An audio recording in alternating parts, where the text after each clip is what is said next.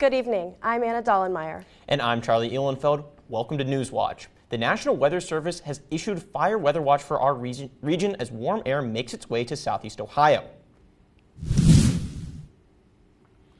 Yeah, guys, we currently are in a fire weather watch due to our low humidity levels as well as our higher temperatures and gustier winds that we are going to experience when we go into tomorrow. This will be in effect from 11 a.m. tomorrow morning until 10 p.m. tomorrow night. Do be aware of the possibility of any red flag warnings during this time, and please, please, please be weather aware when it comes to any sort of open flames. Please don't do them. So currently here it is 73 degrees with clear conditions and winds from our south at about 13 miles per hour with gusts of up to 17 miles per hour. And across the board today we had absolutely beautiful sunny skies, but that won't stick around all week. We'll get more into that later on in the show, but we do have some cloud cover to our west, and that is because of this stationary front here that will soon turn into a cold front making its way toward our area. But other than that, today we did have mostly sunny skies and a high of 71 with a low of 46 tonight. And with that low of 46 tonight, we can expect partly cloudy skies. So we can maybe see a little bit warmer than 46, maybe 47 in tomorrow's sunrise at 7:31 a.m. And like I said, beautiful conditions these past couple of days, but we'll get more into that later. For right now, we'll take it to Charlie. The Federal Hawking School Board is meeting right now to discuss how the district will move forward as it deals with budget issues. Federal Hawking will end the school year with a deficit of over $350,000. If the district doesn't change its ways now, the next year's deficit will double. Board members are deciding tonight how to cut about $1 million. That can mean firing 8 teachers throughout the school district, which would increase class sizes. Or the district could pass a levy, and some community members say that's the better option. WOUB will have a full breakdown of tonight's meeting on air and online. For the latest news across the region, head to our website, woub.org, or download the WOUB app. Athens City Council says changes need to be made before it moves forward with plans to rework a key intersection in the city. The project would put a roundabout at the intersection or state routes of 56 and 682. It will also add sidewalks along the roads, providing access to White's Mill and Cushaw Green. Some council members say they would rather move the money for the proposed sidewalk along White's Mill and use it to extend a sidewalk further past the apartment complex. The issue now heads to the second reading. An Athens County organization receives nearly $2 million in a grant to transform the land that used to be used for mining. Rising Appalachia plans to use money to build a new native fruit and nut processing facility near Sugar Creek. The nonprofit says this is part of a bigger vision of using the fruits of the forest to revitalize the economy. Rising Appalachia is also raising money to obtain an additional 900 acres from the Sugar Creek Coal Company to create another community forest. New tonight, just hours ago, an appeals court ruled state officials cannot enforce the SAFE Act, an Ohio law banning gender-affirming care for minors. The court ruled a previous court was wrong, sending the case back and saying the judge needs to put a permanent hold on the law. The Americans for Civil Liberties Union called the ruling a historic win for bodily autonomy and LGBTQ+ Ohioans. The organization filed the case on behalf of 2 families whose transgender kids would have been negatively impacted by the law. Ohio's Attorney General says he plans to appeal the decision to the Ohio Supreme Court. Nearly 770,000 Ohioans could lose their Medicaid benefits under a provision in the state's proposed budget. Medicaid funding is split by the state and federal government. Currently, the federal government pays 90% of Medicaid expansion costs for people in Group 4, but lawmakers may be rolling back its spending. Under the proposed state budget, if that percentage goes down, the state will pull its funding. Ohio's Medicaid director says this is because of the federal government. If the federal government drops funding to even just 85%, it could cost the state $380 million. At least 9 other states also have similar trigger language that might cut coverage. The parents of a missing University of Pittsburgh student want to officially declare her dead nearly 2 weeks after she vanished while on spring break. Laura Araguirre has the latest as investigators continue to hold the passport of the young man questioned in the case, though they say he's not a suspect. Nearly 2 weeks after University of Pittsburgh student Sadiksha Kananki vanished while on spring break in the Dominican Republic, answers remain elusive. 22-year-old Joshua Reeby was the last person known to be with Kananki when she disappeared. The two were seen here on security camera walking toward a Punta Cana beach in the early morning hours of March 6th. Reeby was questioned by police, and they for now have confiscated his passport. Still, they are clear he is not a suspect or accused of any wrongdoing. He is in a conundrum, which is he's not able to leave the country, and yet he's not charged with a crime or being held in custody. Reeby's family filed papers in a Dominican court this morning asking for their son's passport back and freedom to return home to the U.S. In a letter obtained by CNN from a source close to the investigation, Kananki's parents wrote that investigators believe Kananki may have drowned. Reeby told detectives he and Kananki had gone into the ocean and the waves were rough. He told them he last saw her walking in knee-deep water before he fell asleep on the beach, according to a Dominican news outlet. In their letter, Kananki's parents have asked that Dominican authorities formally declare their daughter dead so they can begin the grieving process. There could be other reasons as well. For instance, if they were to bring a wrongful death suit against the hotel, against Joshua Reeby, to begin that process, to start getting that discovery, you have to have some ruling that the person is actually dead. Reporting for Newswatch, I'm Laura Aguirre. New developments out of Washington tonight. The Chief Justice of Supreme Court issued a rare statement against President Donald Trump's calls to impeachment a federal judge who temporarily blocked portions of alleged Venezuelan gang members.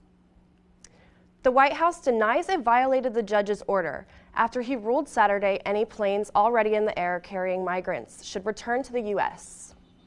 But the next day, the administration announced 250 alleged gang members were already in El Salvadorian custody. This is the latest call from the president to impeach judges as his sweeping agenda faces pushbacks in the courts. Chief Justice John Roberts says impeachment is not an appropriate response to disagreement. Two members of Congress say they plan to introduce articles of impeachment against the judge. New developments in the war in Ukraine. Russia and the United States agreed to an immediate 30-day ceasefire on all energy infrastructure. This new development in the war follows a lengthy phone call between the U.S. and Russia earlier today. Brian Abel is at the White House with more on the call and what the deal could mean for the war. A pivotal, high-stakes call between Presidents Trump and Putin with a goal of bringing to an end the Russia-Ukraine war. It lasted about 2 hours with information about that call slowly trickling out. The White House releasing a description of the call saying that both presidents agreed on a need for lasting peace and that there should be economic deals in that peace. Both sides said the call ended with an agreement to temporarily halt attacks on energy infrastructure. Ukraine has not agreed to this. Meanwhile, the Kremlin's description of the call says that Putin demanded the halt of foreign military aid and intelligence sharing to Ukraine as the key condition for preventing the escalation of the conflict and working towards its resolution. On the negotiating table, the 30-day ceasefire deal backed by the U.S. and agreed upon by Ukraine with hopes it would lead to the end of the largest land conflict in Europe since World War II. The White House readout of the call did not provide any indication that Putin agreed to the ceasefire. Trump previously told reporters that work had been done over the weekend to bring both sides to the negotiated table, with White House Press Secretary Caroline Leavitt on Monday saying that the deal was on the 10-yard line. At the White House, Brian Abel reporting. Meanwhile, in the Middle East, Israel killed at least 400 Palestinians in a new round of airstrikes. This marks the end to a ceasefire agreement between Israel and Hamas. Israeli authorities say the strikes were intended to target Hamas leaders. Hospitals have been filled to capacity as the strike shook people accustomed to 2 months of peace. Since 2 in the morning, we have been collecting the remains of people from the streets. They are all civilians, children. We've been pulling the remains of children since this morning. The war that began October 7th, 2023 has claimed the lives of over 48,000 Palestinians and displaced 90% of the population. It is very disappointing because we have the tools, the technology, and the science to be able to prevent this disease. Coming up, measles cases in the U.S. hit new highs. while rates continue to skyrocket in the southern United States. And scammers are looking to take advantage of people as unemployment rates are on the rise. See how to protect yourself from those taking advantage of job seekers. And absolutely beautiful conditions today, but now we have a fire weather watch. So how else will this affect our weather as we go into our next couple of days? We'll find out more when Newswatch returns.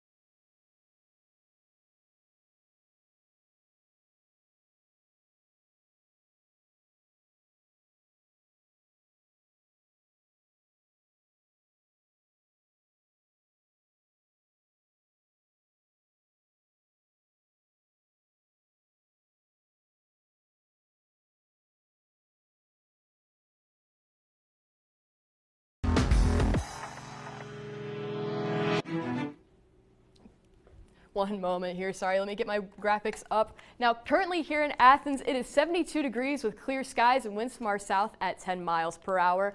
And today we did have mostly sunny skies with that high of 71, which we did exceed a little bit. We hit about almost 72 degrees today and a low of 46. Now tonight, we will see that low of 46 with partly cloudy skies and tomorrow's sunrise at 7:31 a.m. Now tomorrow, we are expected to get to almost 80 degrees with partly sunny skies, a high of 77, and a low of 46.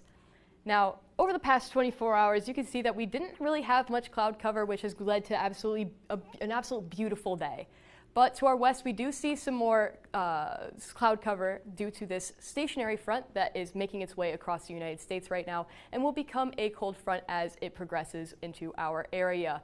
Now, because of these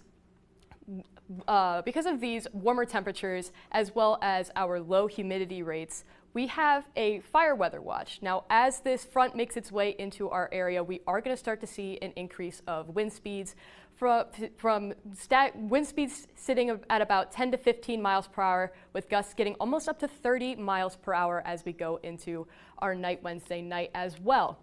Now, tomorrow, we can see this cold front starting to make its way into our area, developing a little bit. Now in the back here, you see a little bit of snow. We're not going to really be seeing that. We're going to kind of stay above that freezing line. If you see a couple flurries or two, don't be shocked, however, but that will be more for Thursday evening. Now tomorrow night, as we go into our evening and late night hours, that cold front is going to slowly but surely be making its way over to us. Now as we get into our Wednesday night into Thursday, we will start to see these rain showers. Now, don't expect them to be super heavy at all, about some lighter rain conditions, but it is going to get a little bit colder. Now, when I say colder, it's going to be about more average. Around this time of year, we have about an average temperature of about 54 degrees. And because of our highs right now being in the 70s, almost 80s, we are just going to only cool back down to our average. Now, like I said before, we are going to see this possibility of some snow flurries, but that will really be as this system makes its way out. It'll more than likely be rain as we go into our Thursday. Now, with our 7-day, we can visualize that a lot better. Now, we will have that cold front make its way into our area about Thursday afternoon. We're going to start seeing that cool down, which is why we only really have a high in the 50s, unfortunately. Now, we are going to start seeing a little bit of a warming trend as we start to go into our weekend, but unfortunately we do have some chances of showers Saturday night and Sunday as another system is deciding to come into our area and essentially ruin what we could have of summer-like temperatures, but making it closer to spring, as Thursday is our spring equinox. It only makes sense that we're going to have more spring-like temperatures. Now, we are going to start to creep more into the 60s again. You're probably going to think to yourself, oh, we're going to get to the 70s again. Unfortunately not. Another system and a cold front will bring a little bit more seasonal temperatures as well, your typical end of March weather. Measles continues to spread in the United States. In 3 months, cases have surpassed the total number for all of last year. 279 cases have been reported in Texas, and an additional 38 have been reported in New Mexico. The disease can lead to significant health problems, even death. Symptoms include fever, cough, runny nose, watery eyes, and a rash of red spots. Doctors say the best way to stay safe is to get vaccinated. What this tells us is if more people were vaccinated, we would not be seeing a resurgence of measles in the United States today. The CDC reports 1 in 5 unvaccinated children will be hospitalized from measles. Despite warnings from health officials, vaccination rates continued to decline across the country. Many Americans are cutting back on snacks, but not for health-related reasons.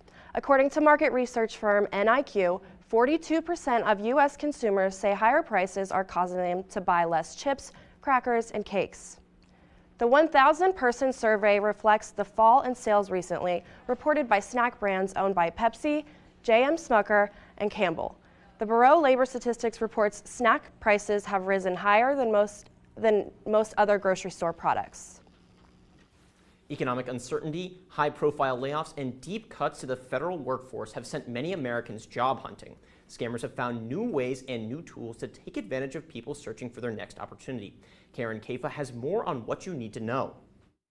Scammers keep up with the times, and with a lot of job cuts in the headlines, consumer advocates say job hunters need to protect themselves. We're seeing a lot of layoffs in the news now, so people really need to be on guard. Job scams were already on the rise. The Federal Trade Commission said reports of job scams and fake employment agencies nearly tripled between 2020 and 2024. And the Better Business Bureau also ranked job scams among their riskiest scams of last year, with consumers more likely to lose money or experience identity theft. Among red flags the BBB has seen recently, unsolicited phone calls, texts, and emails about job opportunities, conducting interviews via text, and refusing phone or video chat. Fast job offers that ask for Social Security and banking information under the guise of setting up direct deposit, and work-from-home jobs that involve receiving and reshipping packages, potentially illegally obtained goods.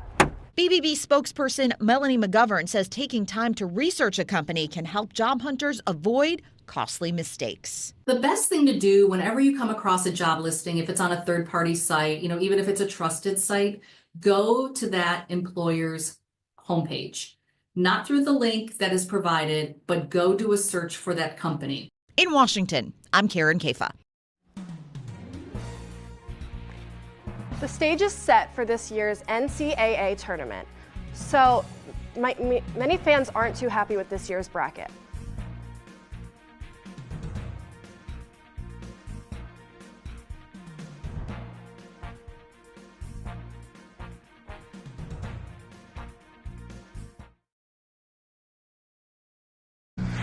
On American Experience. Stewardesses were glamorous. It just looked like the world was theirs. And I wanted that life. But no other job offered as much freedom with such a high cost of conformity. These were not women who were setting out to break barriers for women. They just wanted to keep their jobs. Fly with me on American Experience. Tonight at 9 on WOUB. Understanding the past gives a sense of the future. This is the first time that anyone has seen this in 2,000 years.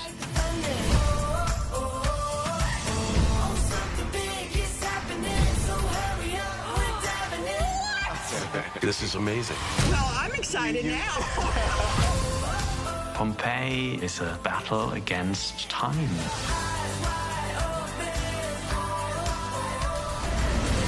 You think I'm joking, but look at this. It did really happen. Don't let anybody tell you who you are. History teaches us to honor the past. When you look back, you're like, wow, that was pretty special. This is something that's actually altering the course of history. You're charged with keeping these stories alive.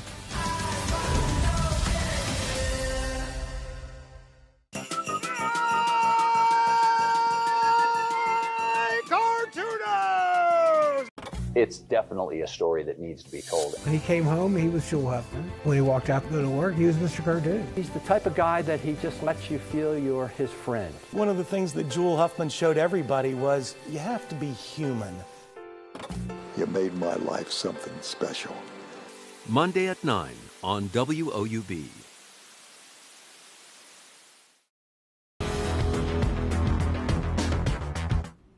The NCAA tournament kicks off this week, but one team was left out of this year's tournament and fans aren't too happy about it. The decision to leave out the University of West Virginia from the big dance is now the subject of a state investigation. West Virginia Governor Patrick Morrisey announced the state attorney general is looking into the selection process and why the Mountaineers weren't picked to play. The governor called the decision wrong on every level, citing the Mountaineers' strength of schedule and quality of wins. Morrisey also took issue with the University of North Carolina being awarded the spot. He says UNC's athletic director is also the chair of the NCAA selection committee. West Virginia deserved to be in the NCAA tournament. This was a miscarriage of justice and robbery at the highest levels.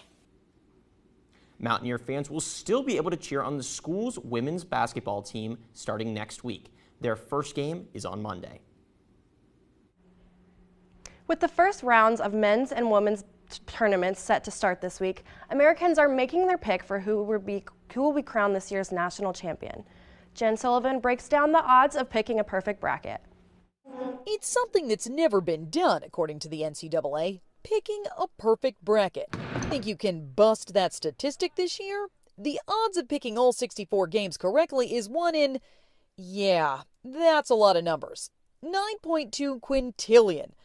But if you know a little bit about basketball, your odds are better. 1 in 120.2 billion, according to the NCAA. Despite those despicable odds, the NCAA says 60 to 100 million brackets are filled out every year. And typically they're free, so anyone can do it, making it even more fun to participate. It's the underdogs who will win the games. It's the unknown. It's the pace of the games. It's a action-packed 3 weeks. Lori Kalani with sports betting website DraftKings says they see a surge in business during March Madness. It's an extremely busy time of year. The American Gaming Association estimates Americans will legally wager $3.1 billion on the men's and women's college basketball tournaments this year. That's up from $2.7 billion last year. Sports betting is now legal in 39 states, and it's become a multi-billion-dollar industry and continues to grow. Certainly the smartphones have made everything more accessible, but with technology have come great opportunities to really play responsibly. Kalani says DraftKings has tools to help players set limits and budgets on their bets. March is also National Problem Gambling Awareness Month, a reminder to gamble responsibly. For Consumer Watch, I'm Jen Sullivan. Still ahead, after an unexpected long journey in space, 2 astronauts return home.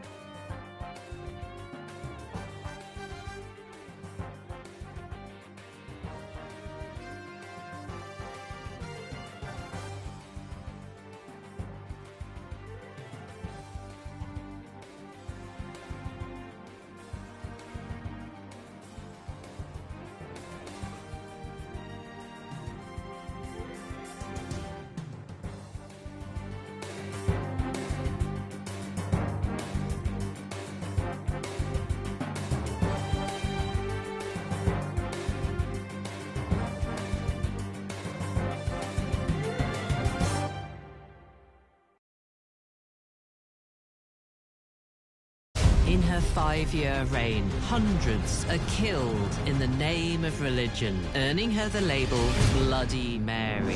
Does England's first queen deserve her reputation? Mary was actually quite reasonable and pragmatic. Compared to other rulers of her time, absolutely. I think of Mary as a female trailblazer, but she's all too often remembered as a bloody tyrant. Sunday at 8 on WOUB. Did you know that you can donate property to WOUB Public Media? I'm WOUB Community Engagement and Membership Manager, Sherry Russo. Donating property is a great way to support WOUB, and you may even claim a significant tax deduction. Properties in any location, condition, and format are eligible for donation to WOUB. Back taxes, mortgage balances, and deferred maintenance do not prohibit your ability to donate. Our program covers all loans, liens, commissions, and closing costs, so long as there is equity in the property. If you have a land, residential, or commercial real estate asset that's unused or costing you money, consider giving back to the station you love by donating it to WOUB. And the process is easy. Go to WOUB.org and click the Support tab to learn about property donations, along with many other ways to support WOUB.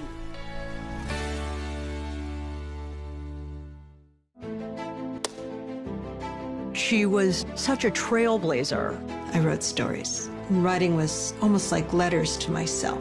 I felt like I wanted to give voice to the landscape of being Latina. If she harbored any resentment about her treatment, she never let it show. There were no role models for someone like me. In those days, nobody. Gather around, I got a story to tell.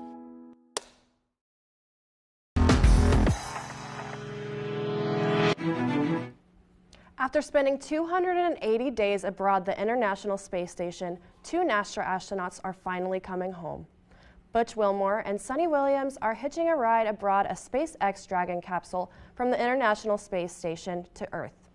The 8-day mission was extended after NASA deemed the Boeing Starliner they rode up to space and unfit for the return journey.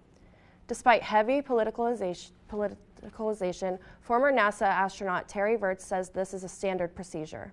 Elon Musk is saying a lot of political things that he shouldn't be saying, but this is not anything unusual. This is a normal space station rotational crew mission, which we've been doing for quite a while now. The pair, along with another NASA astronaut and a Russian cosmonaut, are expected to splash down in Florida this evening and will be reunited with their families. A face only a country could love. It has been quite the change for fortunes for the former ugliest animal in the world. The blobfish 2013's ugliest animal was named Fish of the Year in New Zealand. 5,500 votes were cast in a survey designed to raise awareness of the various fish that live in New Zealand's waters. It was a tight result, with the blobfish eking out a win by 300 votes over the second place orange roughy. So, I mean, beautiful skies, beautiful conditions. You think Tuxantawny Phil was right? That's a great question. I'm not 100% sure. We've had a lot of false springs, and really, not really you can consider this one kind of one of them, but you can consider this almost like a false summer. I mean, we're getting into almost the 50s, well, 50s tomorrow, almost the 80s. We even had we had about 81 last week, so it's really outstanding how this is going right now. That does it for Newswatch.